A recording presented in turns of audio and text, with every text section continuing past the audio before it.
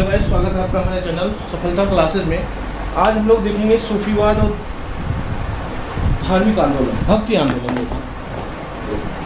उस समय काफ़ी समाज में स्थितियाँ, विपरीत स्थितियाँ हो गई थी। जातिवाद अधिक हो गया था, अंधविश्वास, कर्मकांड, यज्ञ, बलि आदि पर ज़्यादा लोग ध्यान देने लगे, यानी आडंबरों का पूरा एकदम अधिकता हो गई थी। इसलिए लोगों का धर्म और जाति के प्रति जो है रुझान कम होने लगा। चारों तरफ जो है कुरीतियाँ भरी हुई। ऐसी परिस्थितियों में कुछ लोगों द्वारा लोगों में अंधविश्वास हटाने, भक्ति पर के प्रति, ईश्वर के प्रति आस्था जगाने के लिए, धार्मिक सहिष्णुता लाने के लिए, लोगों में विश्वास जागृत करने के लिए, आपसी भाईचारा लाने के लिए, हिंदू, मुस्लिमों और बौद्धों के बीच सामंजस्य स्थापित करने के लिए कुछ विचारधाराओं का समावेश किया गया। मुस्लिमों धर्म में जो विचारधाराएं लाई गई उसे सूफीवाद कहा गया या सूफी आंदोलन कहा गया, और हिंदू विचारधाराओं द्वारा जो लाए गए उसे भक्ति आंदोलन के नाम से जाना जाएगा। सूफी आंदोलन या सूफी आंदोलन सफ शब्द से हुआ है। सफ का मतलब होता है ऊनी कपड़ा पहनने वाले लोग, क्योंकि इसका उदय, सूफीवाद का उदय ईरान में हुआ था। इसके लोग जो थे शांति, अहिंसा, धार्मिक सहिष्णुता और मानव प्रेम में अधिक विश्वास रखते थे।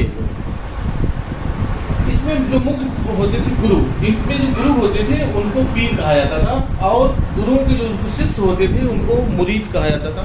गुरु का जो सबसे प्रिय चेला या शिष्य होता था उसे बलि कहा जाता था।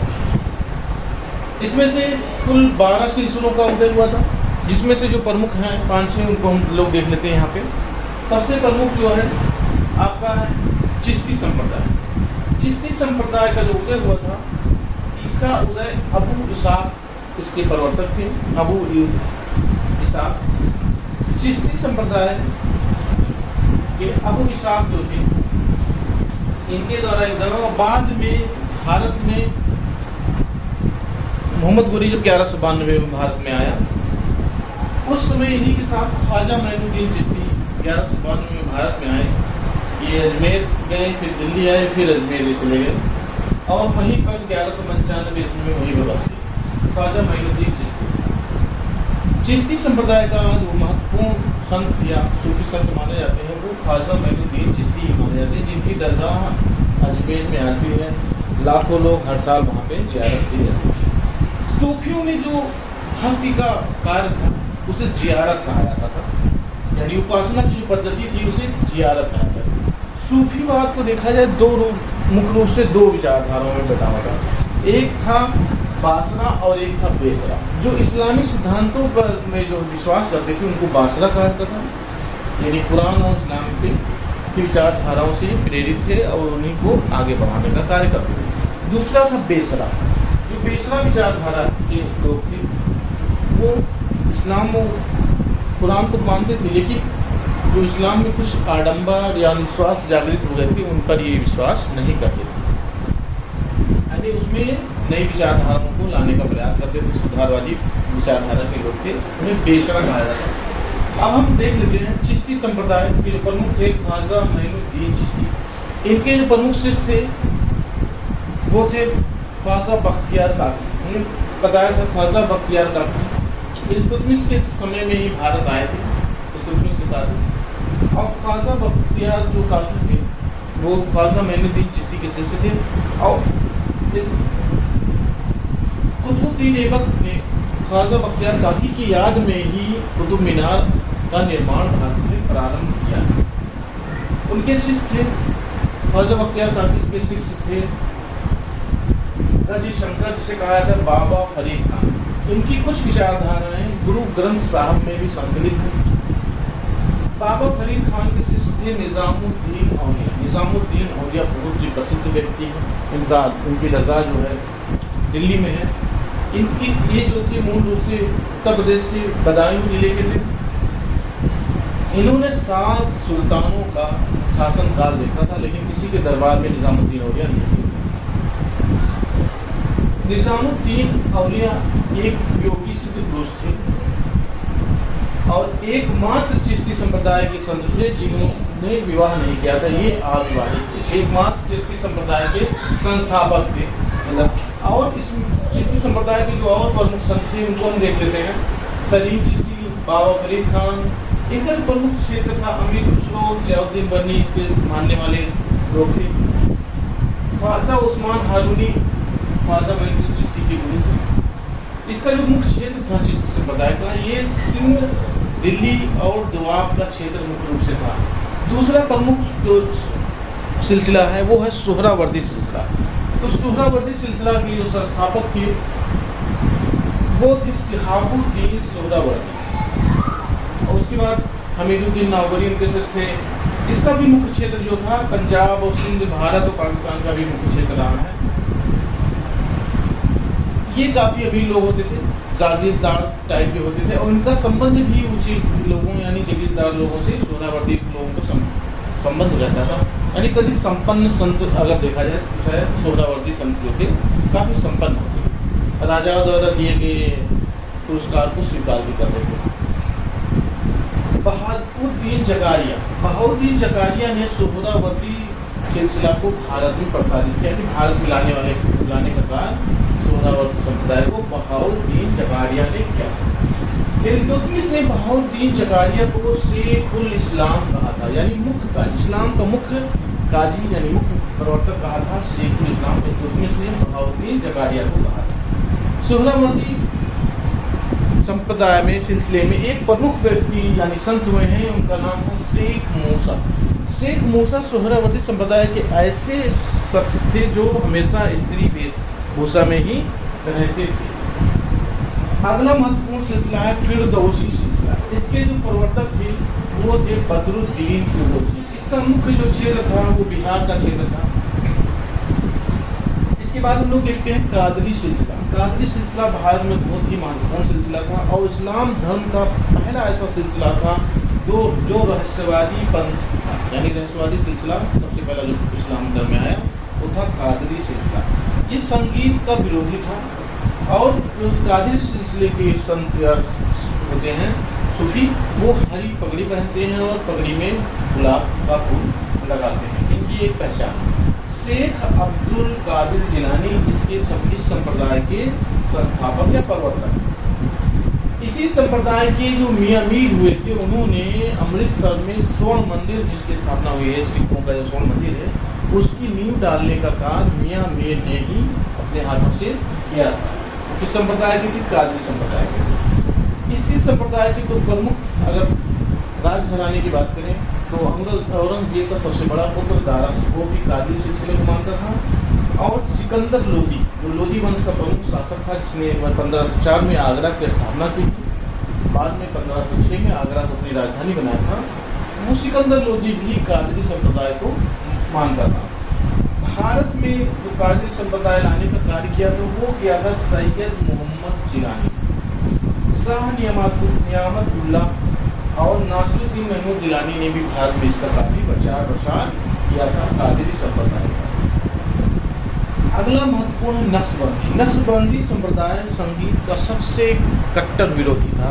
ये संगीत, गान, म्यूजिक इन सब पे बहुत विरोधी था। इसकी जो नक्शबंदी संप्रदाय के जो प्रमुख प्रवर्तक थे वो ख्वाजा बहाउद्दीन नक्शबंद थे। उन्हीं के नाम पर ही संप्रदाय का सिलसिला का नाम है नक्शबंदी सिलसिला। भारत में इसका प्रचार ख्वाजा बाकी बिल्लाह ने किया था। शेख अहमद सरहिंदी इस सिलसिले को आगे बढ़ाकर शेख अहमद सरहिंदी हमने बताया था, बहुत प्रमुख पुस्तक इन्होंने लिखा था, भारत में लेखक थे। इस संप्रदाय के एक प्रमुख व्यक्ति थे मीर दर्द। मीर दर्द नक्शबंदी के सबसे आखिरी प्रमुख संत थे। शेख अहमद सरहिंदी को मुजाहिद कहा था, यानी मुजाहिद का मतलब होता है इस्लाम में नई विचारधाराओं का समावेश करना या उसमें सुधारवादी आंदोलन लाना। अगला प्रमुख संप्रदाय है सत्तारी सिलसिला या सत्तारी संप्रदाय। इसके संस्थापक थे शाह अब्दुल्ला सत्तारी और प्रमुख थे मोहम्मद गौस, और उनके जो शिष्य थे अकबर के दरबारी तानसेन, संगीतकार तानसेन भी सत्तारी संप्रदाय के हुए। पहले संत जो थे भारत में बात करें तो पहला संत जो भारत में आया था वो लाहौर में आया था, महमूद गजनवी के समय में आया था, और वो थे शेख इस्माइल। अभी तक सब लोग यही जानते हैं कि भारत में आने वाला पहला संत ख्वाजा मोइनुद्दीन चिश्ती थे, लेकिन बताते हैं आपको भारत में आने वाला सबसे पहला संत जो कि भारत और पाकिस्तान एक ही में था, इसलिए पहला संत जो भारत में था वो था शेख इस्लाम। भारत में शेखों को हम लोगों ने सूफी सिलसिला देखी, अब हम लोग देखेंगे प्रमुख भक्ति आंदोलन। जिस समय भारत में उत्तरी भाग में सूफीवाद का प्रारंभ हुआ था, उसी समय ठीक देखा जाए तो दक्षिण भारत में भक्ति आंदोलन का उदय हो रहा था। और दक्षिण भारत में भक्ति आंदोलन का जो उदय हुआ मुख्य रूप से जातिवाद, कर्मकांड, जग और बलि की, इन सब की आलोचना की बात हो रही थी, काफ़ी चारों तरफ आलोचना की। उसी समय 9वीं शताब्दी में शंकराचार्य ने उत्तर भारत और दक्षिण भारत में जो है भक्ति आंदोलन का प्रारंभ किया। रामानुजम को 12वीं शताब्दी में इन्होंने तमिलनाडु में उनका जन्म हुआ था रामानुजम का। तमिलनाडु में इन्होंने इस सगुणवाद, रामानुजम वैष्णव थे और इन्होंने सगुण विचारधारा का पालन किया। इस सगुण विचारधारा को मानने वाले व्यक्ति माधवाचार्य दूसरे प्रमुख, कुछ यहाँ प्रमुख लोगों को दिखाया गया भक्ति आंदोलन से संबंधित, उनको हम लोग देखेंगे। माधवाचार्य या मध्वाचार्य ये वैष्णव संप्रदाय के थे, विष्णु को मानने वाले थे, और इनका जो मानना था मध्वाचार्य का, ये द्वैतवाद के प्रवर्तक भी हैं। द्वैतवाद इनका मानना था कि हम ज्ञान से भक्ति को प्राप्त कर सकते हैं और भक्ति प्राप्त होने पर हम मोक्ष को प्राप्त कर सकते हैं। क्योंकि भक्ति आंदोलन का प्रमुख उद्देश्य होता था मोक्ष की प्राप्ति, और जिस तरह से बौद्ध धर्म का होता है निर्वाण की प्राप्ति, उस तरह से भक्ति आंदोलन के लोगों का उद्देश्य था मोक्ष की प्राप्ति, यानी जीवन मरण से मुक्ति। अगले महत्वपूर्ण है रामानंद, बहुत ही महत्वपूर्ण व्यक्ति हैं। इनका जन्म इलाहाबाद यानी वर्तमान के प्रयागराज में हुआ था। इनके 12 प्रमुख शिष्य थे जिन्होंने भारत में धार्मिक विचारधाराओं से अलग हटकर भक्ति आंदोलन का प्रचार प्रसार किया था। ये कांतिकुंज ब्राह्मण थे रामानंद। इन्होंने उत्तर भारत में, ये रामानुज के शिष्य थे, और ये दक्षिण भारत से उत्तर भारत में आए थे और इन्होंने उत्तर भारत में भक्ति आंदोलन का प्रचार प्रसार किया। बस बचा था। दक्षिण भारत से उत्तर भारत में लाने वाले जो व्यक्ति थे वो थे रामानंद। इनका जन्म इलाहाबाद में हुआ था और ये कानिकुंज ब्राह्मण थे, रामानुज के शिष्य थे। रामानंद के 12 शिष्य हुए थे और विभिन्न जातियों से इनके शिष्य बने थे। जैसे कबीरदास उनके शिष्य थे, रविदास यानी रैदास भी उनके शिष्य थे। तो कबीर का हम देख लेते हैं। अब जो निर्गुण शाखा के प्रमुख कवि रहे हैं, इन्होंने छुआछूत, कुरीतियाँ, अंधविश्वास आदि पे दोहे लिखे अपने, लिखवाए मतलब। अगला है मीराबाई। मीराबाई मेड़ता के राठौर रतन सिंह की पुत्री थी और इनका विवाह राणा सांगा के पुत्र भोजराज से हुआ था। अब ये कृष्ण भक्त शाखा की कवित्री थी। चैतन्य महाप्रभु कहा जाता है इनको। इनका जन्म बंगाल में हुआ था। ये भी कृष्ण भक्ति शाखा के थे। इन्होंने कर्मकांड और आडंबर का विरोध किया था। इनको विष्णु का अवतार माना जाता है। इनको मानने वाले गोसाई संप्रदाय के लोग हैं और कीर्तन की पद्धति जो आई वो चैतन्य महाप्रभु की ही देन है। गोसाई संप्रदाय का तरह से विकास हुआ। जिस तरह से रामानुजम ने विशिष्ट अद्वैतवाद दिया था, विशिष्ट अद्वैतवाद,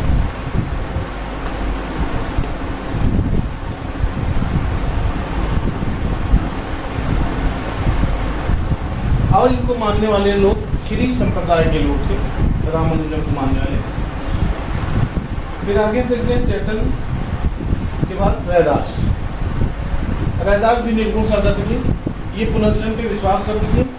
ये रैदास का मानना था कि भक्ति द्वारा ही मोक्ष की प्राप्ति की जा सकती है। अगले दो महाराष्ट्र के प्रमुख संत हैं, नामदेव और एकनाथ। इन दोनों लोगों ने भी जातिवाद, आडंबर और विश्वास का विरोध किया था। अब हम कुछ प्रमुख संप्रदायों को देख लेते हैं और उनके संस्थापक और उनके जो मत थे वो।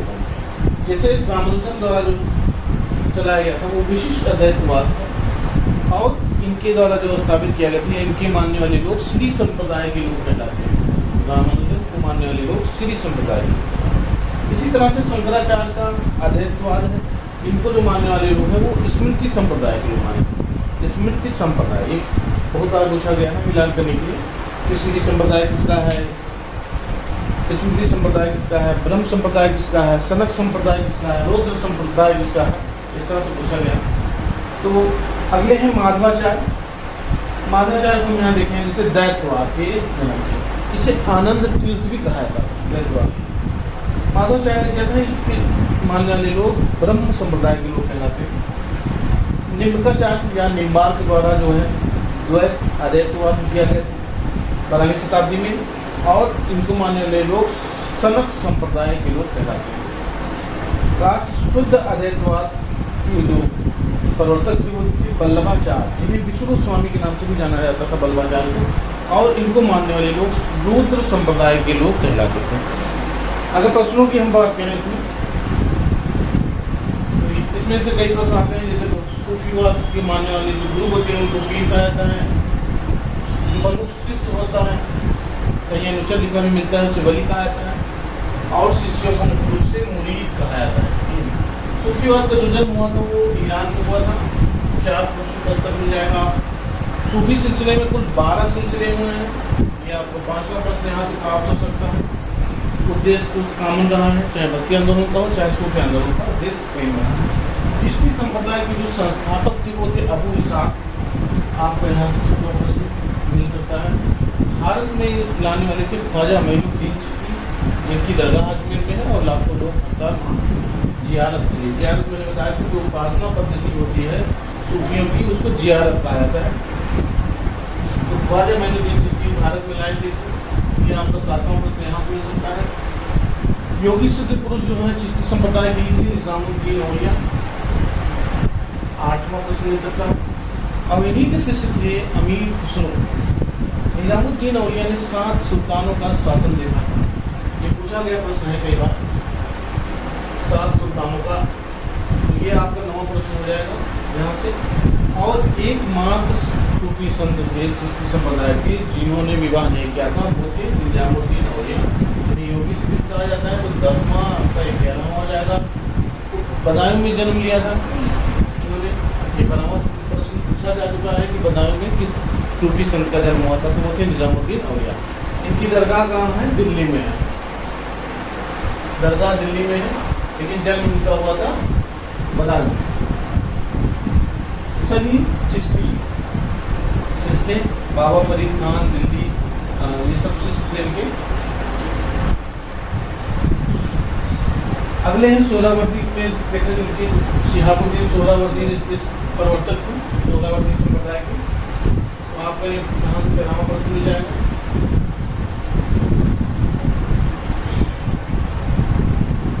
सोहरावर्दी का जो शेख मूसा था वो स्त्री वेशभूषा में हमेशा रहता था, ये आपका महत्वपूर्ण प्रश्न है 14वां। और यही सोहरावर्दी संप्रदाय के जो लोग थे वो संपन्न थे और हमेशा जो है राज दरबार में भी आया जाया करते थे, उनसे प्राप्त जो है वो प्राप्त किया करते थे, गिफ्ट वगैरह प्राप्त करते रहते सोहरावर्दी संप्रदाय के लोग। भारत में लाने वाले सोहरावर्दी को बहाउद्दीन जकारिया हैं, ये आपको 16वां हो जाएगा। बहाउद्दीन जकारिया को ही इल्तुतमिश ने शेखुल इस्लाम का की उपाधि दी थी। 17वां प्रश्न आपको मिल जाएगा। फिरदौसी के संप्रदाय के प्रवर्तक थे बदरुद्दीन फिरदौसी। इसका मुख्य रूप से जो विस्तार रहा है, फैलाव रहा है, बिहार में रहा है। कादरी संप्रदाय वो संप्रदाय था जो संगीत विरोधी था, हरी पगड़ी पहनते थे, गुलाब का फूल लगाते थे, सबने बताया। पहला रहस्यवादी पंथ था, ये आपका हो जाएगा 19वां प्रश्न। इस्लाम धर्म में जो पहला रहस्यवादी संप्रदाय हुआ या सिलसिला हुआ था वो था कादरी सिलसिला। अब्दुल कादिर जिलानी इसी वक्त के कादरी संप्रदाय के ये मियाँ मीर थे जिन्होंने स्वर्ण मंदिर की नींव रखी थी। 20वां यहाँ से आप ले लेंगे। दारा शिकोह और सिकंदर लोधी प्रमुख राजवंश के लोग थे जो इनको मानने वाले थे। 20वां और 22वां यहाँ से प्रश्न मिल जाएगा। भारत में लाने वाले इसको थे सैयद मोहम्मद जिनानी, 23वां हो जाएगा आपका। नक्शबंदी संप्रदाय संगीत का सबसे बड़ा विरोधी है, कट्टरपंथ था, और इसके संस्थापक थे ख्वाजा बहाउद्दीन नक्शबंद, यानी आपका 24वां प्रश्न यहाँ से मिल जाएगा। भारत में लाए थे सिर्फ ख्वाजा बाकी बिल्ला, 25वां यहाँ हो जाएगा आपका प्रश्न। अगला हम देखेंगे सत्तारी संप्रदाय सिलसिला। तो सत्तारी जो है शाह अब्दुल्ला सत्तारी इसके प्रवर्तक थे, 26वां प्रश्न यहाँ मिल जाएगा। मोहम्मद गौस और उनके अकबर के दरबारी तानसेन भी सत्तारी संप्रदाय को मानने वाले थे। पूछा गया प्रश्न तानसेन किस संप्रदाय थे? 27वां। शेख इस्माइल भारत में आने वाला पहला सूफी संत था, शेख इस्माइल महमूद तजनबी के समय में भारत आया था। यह आपका 28वां प्रश्न है। वो लाहौर में आया था। उसके बाद में जब वर्तमान भारत की बात करें तो शेख जो है निज़ामुद्दीन औलिया भारत आए थे, वो अजमेर में ही बस गए। इनकी जो उपासना पद्धति है सूफियों की, वो जियारत कहलाती है, ये आपका 29वां प्रश्न हो जाएगा। और इनके दो मुख्य रूप से समूह थे, बसरा और बेसरा, ये हमने बताया गया था। बासरा जो था जो इस्लाम को और के कानूनों को, कुरान और इस्लाम को उल्टा मानते थे, और जो बेसरा थी उसमें सुधारवादी संप्रदाय था, इस्लाम में सुधार को मानते थे। यहाँ से आपको 19 प्रश्न हो जाएगा। और भक्ति आंदोलन से आपको हम देखते हैं कौन कौन से वर्ग। भक्ति आंदोलन का जो उदय हुआ था वो दक्षिण भारत में हुआ था, 30वां। बाद में ये जो है रामानंद द्वारा उत्तर भारत में लाया गया था। तो रामानुजन ने विशिष्ट अद्वैतवाद दिया था, मिलान करने के लिए आता है। ये आपका हो जाएगा 31वां प्रश्न यहाँ से प्राप्त हो जाएगा। माधवाचार्य वैष्णव संप्रदाय के थे, 32वां, और इन्होंने द्वैतवाद दिया। रामानंद का जन्म इलाहाबाद होता और यही रामानुज के शिष्य थे, 34वां प्रश्न। और उत्तर भारत में लाने का काम उन्होंने किया था, 35वां प्रश्न। रामानंद के 12 शिष्य थे, और उसमें आपके दुल्हा, नाई, जाट और विभिन्न छोटी छोटी जातियों के लोग इनके शिष्य थे। 12 शिष्यों में जैसे कबीर दास थे, राय दास थे, ये इनके शिष्य थे। कबीर निर्गुण शाखा के थे। मीराबाई का भोजदास की पत्नी से पूछा गया है, 37वां प्रश्न यहाँ से ले लेंगे। किसकी पुत्री थी? तो मेरका के राठौर रतन सिंह की पुत्री थी, पूछा गया है ये भी। और जिसे कृष्ण भक्ति शाखा की थी। चैतन्य का जन्म कहाँ हुआ था? बंगाल में हुआ था। 38वां प्रश्न 39वां प्रश्न हो जाएगा ये आपका। विष्णु के अवतार इन्हीं को माना जाता है। 40वां प्रश्न। गोसाई संप्रदाय का जो उदय हुआ चैतन्य महाप्रभु की उसके प्रवर्तक थे। अब कीर्तन जो है देन है, वो कीर्तन किसकी देन है? चैतन्य महाप्रभु। इन्हें महाप्रभु भी कहा जाता है, उनका जो टाइटल है महाप्रभु, चैतन्य महाप्रभु। रैदास पुनर्जन्म पे विश्वास करते थे। नामदेव और एकनाथ ये महाराष्ट्र के थे दोनों। अभी विभिन्न संप्रदाय दिए हुए हैं, तो यहाँ देखेंगे किस संप्रदाय के प्रवर्तक या संस्थापक कौन थे। तो आपका 44 ही हो जाएगा, आपका 43वां प्रश्न यहाँ से हो जाएगा। 44वां हो जाएगा आपका 45वां, 46, 47 प्रश्न यहाँ से आपको हो जाएंगे। और इधर से देखें कौन सी बात के प्रवर्तक कौन थे, तो आप यहाँ से 48, 49, 50, 51 और ये आपका 52। कुल मिला के इस वीडियो से आपको 52 प्रश्न मिलेंगे जो आपकी विभिन्न परीक्षाओं में उपयोगी साबित होंगे। ये बहुत बार मिलान करने के लिए आया है, संप्रदाय और इसके संस्थापक कौन थे, या संस्थापक और उनके मत कौन थे, ये भी मिलान करने के लिए आया। ये भी आ चुका है, ये दोनों और ये आया है, काफ़ी मिलान करने के लिए आ चुका है। तो इस तरह से हम लोग देखा सूफीवाद और भक्ति आंदोलन। सूफी आंदोलन और भक्ति आंदोलन हम लोगों ने देख लिया। इसके बाद का वीडियो पाने के लिए आप लोग चैनल को लाइक करिए, सब्सक्राइब करिए और नोटिफिकेशन प्राप्त करने के लिए बेल आइकन को प्रेस करिए, जिससे आने वाली हर वीडियो का नोटिफिकेशन आपको प्राप्त